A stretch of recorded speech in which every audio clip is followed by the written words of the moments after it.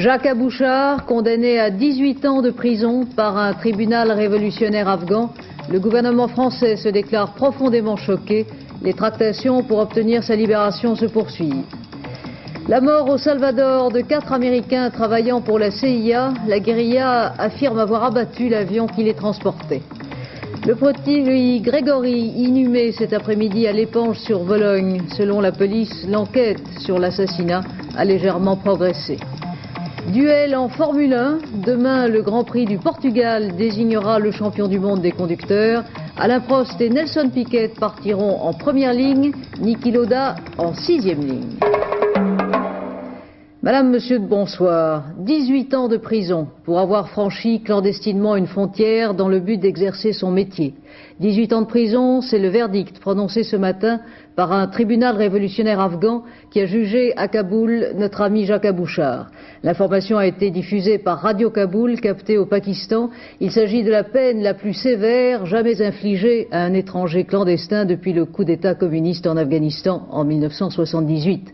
Ce verdict intervient alors que depuis 32 jours maintenant, Jacques Abouchar est prisonnier des forces soviéto-afghanes. Gérard Rinet. Les premières images de Jacques Abouchar. Après un mois de secret, c'était mardi dernier à Kaboul, les autorités afghanes le présentaient à la presse des pays de l'Est. Jacques, amaigri, mais le moral intact, nie toutes les accusations d'espionnage portées contre lui. Sur la table, les seules pièces à conviction trouvées contre lui, sa carte de journaliste. Jacques ne reconnaîtra que le franchissement illégal de la frontière. Un mois auparavant, quelque part en Afghanistan, Jacques et son équipe avec les Moudjahidines accomplissaient son métier. Rendre compte sur le terrain de la lutte de l'opposition au régime de Kaboul. Ici comme ailleurs, comment faire autrement dans ces conditions pour informer que de franchir illégalement les frontières? Jacques était passé une première fois avec les Moudjahidines. C'est au cours d'un second passage, le 17 septembre, que Jacques et son équipe tombent dans une embuscade. À une quinzaine de kilomètres de la frontière, ils sont attendus par les troupes soviéto-afghanes. 2 camions sont atteints par les tirs, une partie de l'équipe réussit à s'échapper. Jacques ne peut les rejoindre, il reste seul jusqu'au matin. C'est à ce moment-là qu'il est capturé. Pendant près d'un mois, malgré les multiples démarches entreprises, Jacques restera au secret. Le gouvernement français se déclare ce soir profondément choqué par la condamnation de Jacques Abouchar. Le communiqué du Quai d'Orsay précise qu'il met tout en œuvre pour obtenir des autorités de Kaboul la libération et son retour immédiat en France. Et depuis 2 heures, de très nombreuses organisations politiques, syndicales et professionnelles ont fait part de leur indignation après cette condamnation. Selon Radio Kaboul, que je cite, le tribunal révolutionnaire a fait preuve de clémence compte tenu de son esprit humanitaire et des relations d'amitié entretenues avec la France. Ce ne sont pas ces propos qui appellent commentaire, Paul Naon, mais bien le fond de l'affaire. Absolument. 2 éléments prouvent que ce procès n'est pas un procès comme les autres. D'abord, il a eu lieu presque clandestinement. Les autorités afghanes se vantaient pourtant d'avoir une justice moderne dont certaines lois sont, paraît-il, copiées sur le droit français. Or, le procès de Jacques s'est déroulé encore une fois dans le plus grand secret et surtout sans avocat choisi par sa famille. Les 2 avocats français qui avaient demandé un visa pour Kaboul il y a maintenant 1 semaine n'ont même pas reçu le début d'une réponse. Deuxième élément, la gravité de la peine, 18 ans pour franchissement illégal de frontières. Cette peine est évidemment sans rapport avec l'infraction qui lui est reprochée. Ces 2 éléments prouvent que les Afghans et les Soviétiques ont voulu faire un exemple. Leur but est simple, imposer un blackout total sur ce qui se déroule, ce qui se passe en Afghanistan. Quant à nous, nous continuerons inlassablement avec l'appui de toute la profession dans le monde entier à réclamer la libération pure et simple d'un homme, d'un journaliste qui défendait votre droit à l'information. Nous le ferons avec le plus grand calme, mais aussi avec la plus grande fermeté. L'an dernier, un autre Français, un médecin, le docteur Augaillard, avait été condamné à 8 ans de prison pour le même motif, entrée illégale en Afghanistan. Il avait été gracié 3 mois après son procès. Le ministre des Relations extérieures, Claude Cheysson, représentera la France le 1er novembre prochain à Alger, aux cérémonies qui marqueront le 30e anniversaire du déclenchement de la révolution algérienne. L'annonce de sa présence, qui illustre selon l'Élysée le succès de la rencontre d'Alger hier entre le président Mitterrand et le président algérien, cette annonce provoque aujourd'hui le tollé dans les milieux des rapatriés et dans les milieux politiques. Une gaffe de plus, s'écrient en chœur Jean-Claude Gaudin et Michel Poniatowski. Pas très élégant et prématuré, selon le général Bijard. Forfaiture, s'écrie François Léotard. Aucun commentaire de M. Cheysson, qui déclare cependant que l'expression de M. Léotard est juridiquement inexacte. L'organisation des rapatriés d'Algérie, le Recours, exprime son indignation par la voix de son président. Ce geste va constituer un véritable affront à la communauté rapatriée de toute confession et par ailleurs va heurter la sensibilité de l'opinion nationale. Il aurait pu y avoir d'autres gestes. Nous comprenons que le dessein économique, politique, diplomatique exige certains gestes, mais pas ce type de geste. C'est pas acceptable. Le 1er novembre 1954, c'est un jour où des attentats ont été perpétrés dans toute l'Algérie, où des Français de toute confession ont été tués, qui allait enclencher un processus révolutionnaire et subversif qui allait être parsemé de tragédies et d'horreurs pendant 8 ans. C'est cela que les Algériens commémorent officiellement le 1er novembre 1954. Nous ne pouvons pas nous associer à ce type de festivités, ce n'est pas possible. La modification du régime fiscal de l'emprunt Giscard, décidée l'autre nuit par l'Assemblée nationale, entraîne dans la vie politique française un résultat inattendu. Valéry Giscard d'Estaing, Jacques Chirac et Raymond Barre ont décidé d'agir pour la première fois ensemble. Ils proposeront tous les trois, le moment venu, au Parlement, de revenir aux conditions du droit commun pour l'emprunt Giscard et de tenir ainsi la parole de l'État. C'est ce que déclare le communiqué signé par les 3 personnalités de l'opposition. Si l'union fait donc la force dans ce cas précis, les nécessités tactiques font toujours loi dans les états-majors.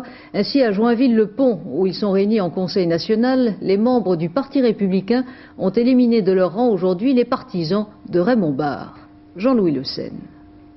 Oui au débat interne, non à la déstabilisation.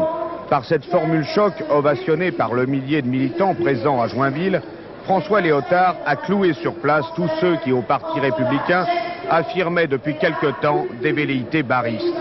La référence constante à l'inspirateur du mouvement, Valéry Giscard d'Estaing, et les attaques à peine voilées contre l'ancien secrétaire général Jean-Pierre Soisson, qui a rejoint depuis le camp de Raymond Barre, ne laissent aucun doute sur la reprise en main effective du parti par les giscardiens. Mais ce n'est pas tout. Les Républicains ont également lancé une véritable OPA sur l'UDF, souhaitant un meilleur équilibre des partis en présence. Bref, les barristes avaient gagné la première manche au cours des journées parlementaires UDF de Cannes. Les giscardiens, menés par un François Léotard conforté, ont d'ores et déjà remporté la seconde. Reste à savoir qui gagnera la belle.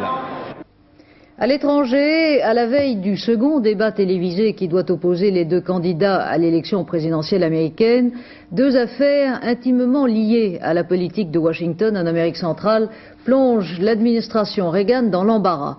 4 civils américains sont morts hier au Salvador dans l'accident d'un avion espion.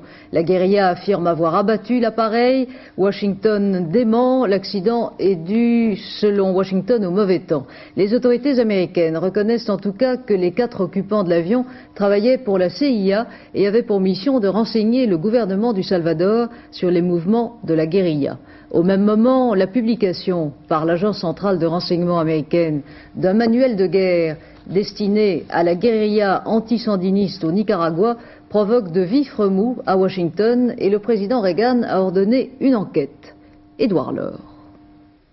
90 pages éditées sous le couvert de la CIA avec un certain nombre de recommandations qui vont de la destruction d'édifices publics à l'assassinat politique en passant par un mode d'emploi détaillé pour la confection de cocktails Molotov, un manuel destiné aux guérilleros du Nicaragua, publié dans la presse américaine et dont l'opposition démocrate s'est immédiatement emparée. Totalement indigne des États-Unis, selon le sénateur Edward Kennedy, qui demande qui, aujourd'hui, dirige le pays. Un pays qui, selon Walter Mondale, se retrouve sans aucune autorité morale. Walter Mondale, qui entend bien profiter de l'occasion en pleine campagne électorale et qui va sans doute poser la question directement à Ronald Reagan dimanche soir au cours de leur deuxième et dernier débat. Et on peut s'attendre à ce que Walter Mondale ne s'arrête pas aux maladresses de la CIA, mais qu'il attaque violemment toute la politique de la Maison-Blanche en Amérique centrale. Ronald Reagan s'est contenté jusqu'à présent d'ordonner une enquête sur cette affaire, mais s'il s'en tient là, il aura bien du mal à convaincre les téléspectateurs. Au Salvador, la revendication par la guérilla de la mort des 4 agents de la CIA abattus dans cet avion espion, le communiqué publié hier selon lequel la guérilla entend bien poursuivre sa lutte armée, ce sont autant de signes qui éclipsent déjà l'optimisme qu'avait provoqué l'ouverture du dialogue entre le président du Salvador et la guérilla lundi dernier à La Palma. Sur place au Salvador, Bernard Benjamin. La grande place de La Palma. Il y a tout juste une semaine, des milliers de personnes se pressaient devant l'église. Aujourd'hui, la langueur tropicale a repris possession du petit village salvadorien, mais pas pour longtemps. La guérilla, elle est revenue dans ce qui était l'un de ses bastions. Ces 2 jeunes gens en sont les premiers éclaireurs. Il faut dire qu'ils sont ici chez eux. Avant la rencontre entre le président Duarte et la guérilla, ils occupaient le village depuis 9 mois. Les habitants ne prêtent même plus attention aux muchachos, et le fait qu'ils soient là, moins d'une semaine après ce que l'on a appelé ici l'événement historique, n'étonne plus personne. Ellos pasan trabajando y andando y andando y andando y la vida de ellos no sé porque como no andamos tras ellos, ¿verdad? Les muchachos à La Palma, c'est du reste un peu l'histoire de la guérilla au Salvador. Au début, elle a fait beaucoup d'adeptes dans le village, des jeunes surtout, mais sa présence ici se résume plutôt à une question de bon voisinage avec les habitants, des villageois qui veulent surtout, comme la majorité des Salvadoriens, vivre tranquilles. Sabemos convivir con ellos. No los portamos mal, ellos no se portan mal con nosotros. Todos son buenos. Viene el ejército, bienvenido. Viene la guerrilla, bienvenido. Todos son buenos. Et de la même façon que dans le reste du pays, les Salvadoriens se sont peu à peu habitués à vivre à côté de ces hommes en armes, même si au début, c'est la peur qui a prévalu. Sí, que cuando ellos vinieron aquí, nosotros nos fuimos a huir. Y ahora no hay más problemas. No, así como uno que se acostumbró a verlo, ¿verdad? Reste que pour leur première réapparition à La Palma, les muchachos ne pouvaient éviter le pèlerinage politique.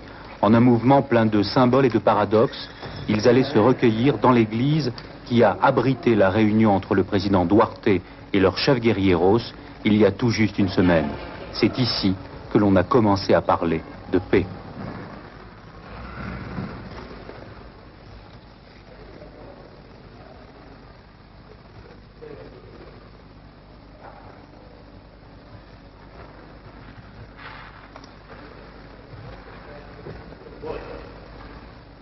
Pues sí, el primer paso a lo que se necesita aquí en El Salvador, que haya paz entre todos los salvadoreños, a llegar a un acuerdo con el gobierno pues, y que cese ya la violencia que hay en nuestro país.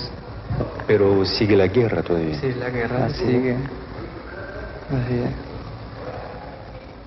La guerre continue en effet, et même si les uns et les autres se sont donné rendez-vous pour une nouvelle réunion autour du 15 novembre, il n'est toujours pas question de trêve au Salvador. L'Union soviétique accuse une nouvelle fois Washington ce soir de violer ouvertement les accords sur la limitation des armements nucléaires. Ces déclarations de l'agence TASS ravivent la querelle entre les 2 super-grands quant à l'application de ces accords. Même les organisateurs en conviennent, les manifestations pacifistes organisées aujourd'hui en Allemagne fédérale ont été un échec. La chaîne humaine de 210 km prévue entre 2 bases américaines qui doivent recevoir des missiles de croisière, cette chaîne n'a pu être bouclée faute de participants. Si on est loin donc des manifestations de force de l'automne dernier, les pacifistes allemands, qui ne descendent plus volontiers dans la rue, ont bien pénétré les institutions allemandes. Michel Meyer. Malgré les apparences, beaucoup de lacunes dans la chaîne humaine de 210 km projetée par les pacifistes.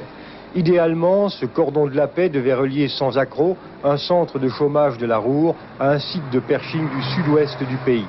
Il devait aussi suggérer l'idée que surarmement était synonyme de chômage. Omniprésente aussi la volonté de mobiliser bien au-delà des cercles écologistes et pacifistes.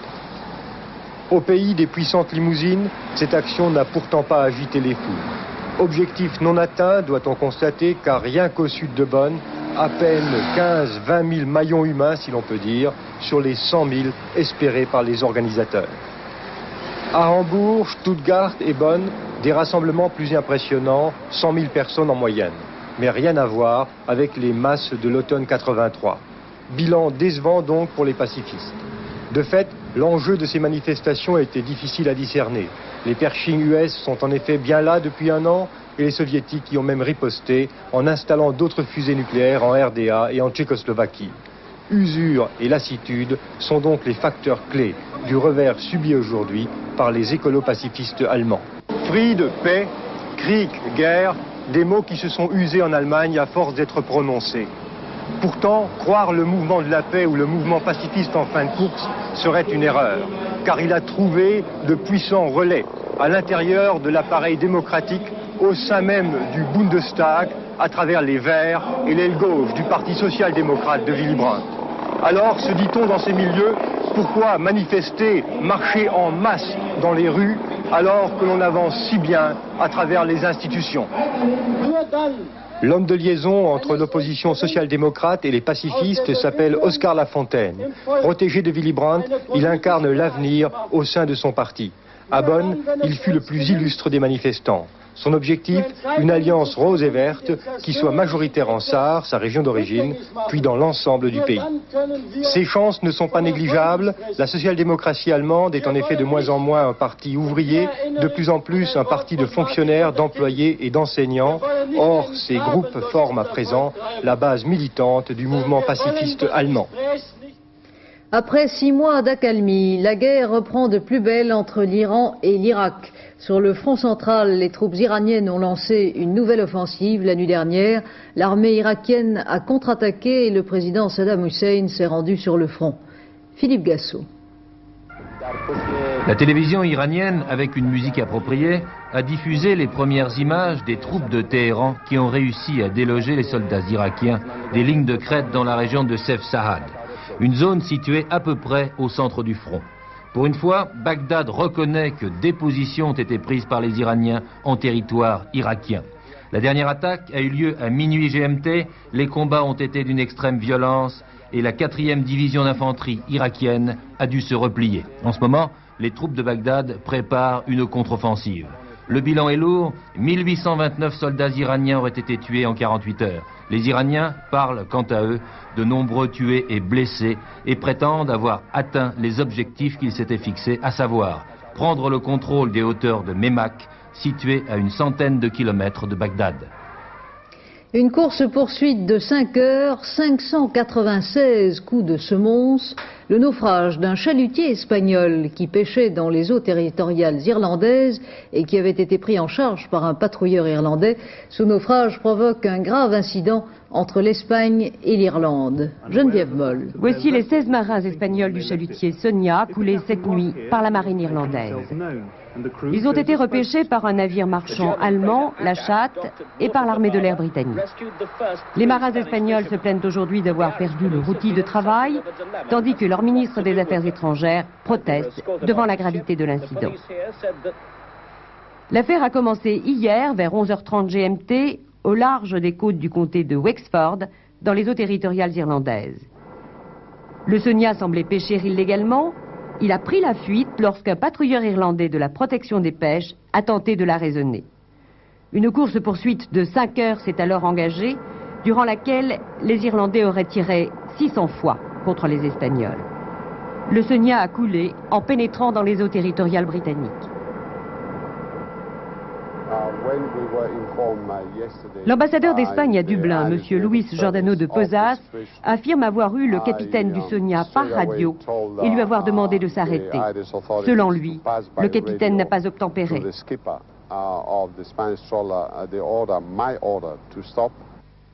L'incident est grave pour les deux pays, car la pêche illégale des Espagnols en mer d'Irlande est l'un des principaux points de friction entre l'Espagne, qui négocie son entrée dans le marché commun, et l'Irlande, qui détient la présidence de la communauté.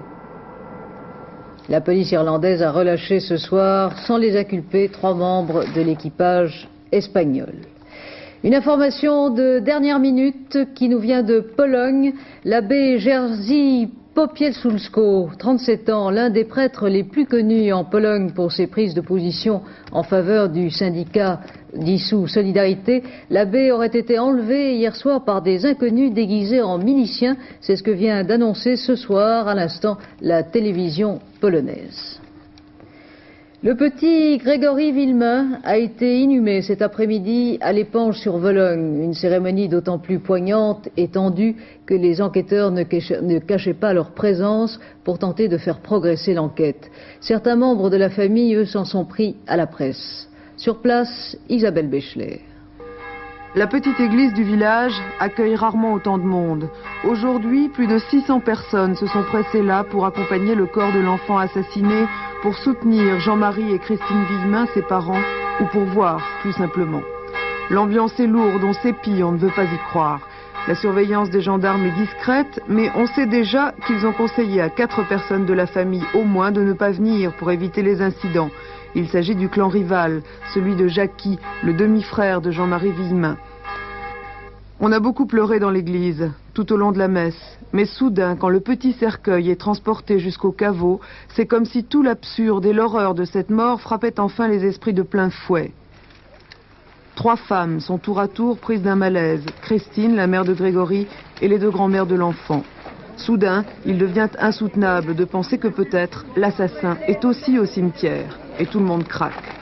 C'est un peu ce que les gendarmes chargés de l'enquête attendaient. Le choc psychologique de l'enterrement va peut-être délier les langues qui auraient répugné jusque-là à parler du secret de la grande famille. En effet, aussi abominable que cela paraisse, les recherches dans le milieu professionnel sont restées vaines. C'est donc vers la famille que tous les soupçons sont désormais tournés. Une journaliste écrouée à Fleury-Mérogis, Paula Jacques, liée à un membre présumé d'Action Directe, a été inculpée d'association de malfaiteurs par le juge Bruguière. Son ami Claude Alphen, incarcéré à Fresnes, poursuit une grève de la faim depuis plus d'1 mois. Henri Bodiguel. Paula Jacques était l'ami de Claude Alphen, membre présumé d'Action Directe et incarcéré depuis mars dernier, entre autres pour la fusillade de l'avenue Truden.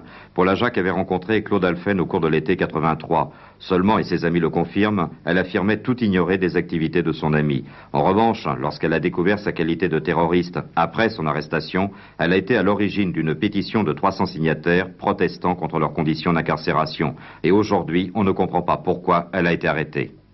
Paula Jacques a été accusée d'association de malfaiteurs. Elle est inculpée d'association de malfaiteurs. Il n'y a, à mon avis, rien dans le dossier qui justifie une telle incarcération. Bien entendu, Paula Jacques proteste avec énergie. Elle n'a jamais fait partie d'une association de malfaiteurs. Qu'est-ce qui a donc pu motiver la décision du juge Bruguière? Je ne sais pas ce qui a motivé la décision du juge Bruguière. Ce qui l'a motivé, c'est les motifs qu'il a indiqués. Je rappelle que le parquet n'avait pas, lui, estimé nécessaire l'incarcération de Paula Jacques. Je constate que Paula Jacques, depuis quelque temps, s'occupe beaucoup de la grève de la faim que fait son ami avec un certain nombre d'autres. Il y a maintenant 36 jours que ces gens sont en grève de la faim et Paula Jacques, depuis maintenant un certain temps, se donnait beaucoup pour qu'ils essayent d'obtenir quelque chose et pour que cette grève de la faim puisse cesser. Je ne sais pas s'il y a un lien entre les deux, mais je constate la coïncidence. En matière de sécurité, les Français ne pensent peut-être pas tout à fait comme on le dit. C'est ce que démontre un bien intéressant sondage que publie aujourd'hui François Magazine. Selon ce sondage, les Français sont apparemment bien plus mesurés, plus calmes, qu'on ne le souligne parfois, face au phénomène de l'insécurité. Paul Lefebvre. Très significatif ce sondage dont certaines questions auraient gagné à être affinées, dirons-nous. Très significatif de l'écart existant entre la réflexion personnelle des Français, leurs véritables sentiments, et l'espèce de brouhaha général que certains politiques et que certains journaux entretiennent autour de l'insécurité. 35% des Français se sentent en sécurité et 57% moyennement en sécurité. Moyennement, c'est évidemment une notion abstraite, mais qui en tout cas ne représente pas la peur viscérale dont on dit souvent que les Français sont pétris. Autre question, quel type d'agression vous effraie le plus? Réponse, normale, attentat et prise d'otage. La petite délinquance quotidienne qui crée en réalité le sentiment d'insécurité n'effraie, si l'on peut dire, que 23% des personnes interrogées. Cause de la délinquance, le chômage, les grands ensembles, oui, mais aussi, notez-le, la démission des parents, la disparition de l'usage de l'autorité parentale que magistrats et policiers constatent tous les jours. Et là, ils n'en peuvent mais. Regardez aussi dans les causes, présence des immigrés, 9% seulement. Quel décalage entre certains discours publics et la réalité ressentie et réfléchie. Dernier tableau significatif, la peine de mort, 55% pour, 41% contre. On est loin des sommets des années 60-70. 3 ans après l'abolition, l'opinion publique apparaît avoir réfléchi et accepté. Le pourcentage des partisans de la peine de mort s'abaisse lentement, tout en restant, c'est vrai, encore majoritaire. L'ensemble des réponses de ce sondage démontre que, dans leur plus grand nombre, les Français réfléchissent véritablement sur les problèmes de sécurité et, tout en ayant parfois des réactions ponctuelles et passionnées en fonction de tel ou tel acte odieux, se gardent bien de verser dans l'extrême et la contre-violence. Sans doute une preuve de cette sagesse, de cette mesure dont parfois les autres nations nous créditent. C'est un duel au sommet qui aura lieu demain à Estoril, au Portugal. Le dernier duel entre le Français Alain Prost et l'Autrichien Niki Lauda, le dernier duel de la saison pour le titre de champion du monde de conducteur de Formule 1. Les derniers essais officiels ont eu lieu cet après-midi et c'est Alain Prost qui sera demain en première ligne pour le départ. Gérard Rolls et Dominique Leglou. Piquet, le sprinter, une nouvelle fois le plus rapide. C'est la 9e fois depuis le début de saison. Il sera donc en pole position sur sa Brabham. À côté de lui, Alain Prost, le numéro 7, deuxième temps des essais. Il sera en première ligne. Il aurait préféré la pole position. Mais cette position est sans commune mesure avec celle de son rival direct, l'actuel leader du championnat du monde, Niki Lauda, qui n'a réussi que le 11e temps, soit la 6e ligne sur la grille. Alain Prost, vous sortez à peine de votre voiture. Un premier commentaire. Le premier commentaire, c'est que je suis très très content d'être en première ligne déjà et que malheureusement pour lui et heureusement pour moi, parce qu'il faut quand même parler d'une manière tout à fait honnête, Niki est 11e, je suis 2e, donc ça se présente pas trop mal. Pour gagner le championnat, il faut que j'ai un petit peu de chance, ou lui un petit peu de malchance, comme vous voulez. Pour l'instant, ça se présente pas trop mal.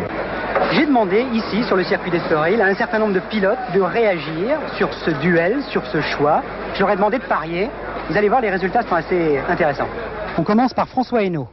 Parier, je parierais sur Prost, parce que de cœur et naturellement, je parierais sur Prost. Stéphane Johansson dit « Oh, Lauda a les meilleures chances de gagner, mais c'est impossible. »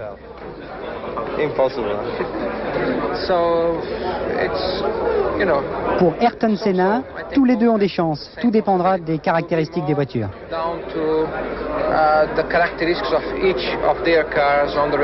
Je pense qu'il y a 49% à Prost et 51% à Lauda. Si vous aviez à parier, Niki, dimanche, je parie sur moi.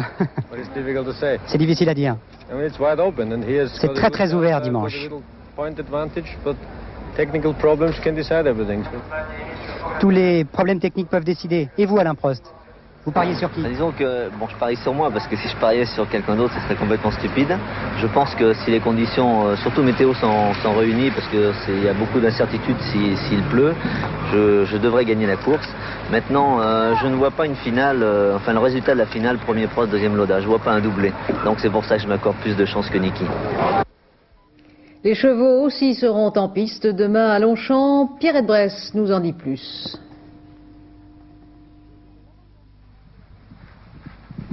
C'est l'avant-dernier dimanche de la saison que nous passerons à Longchamp, puisque dans 15 jours, nous retrouverons l'hippodrome d'Auteuil pour le tiercé dominical.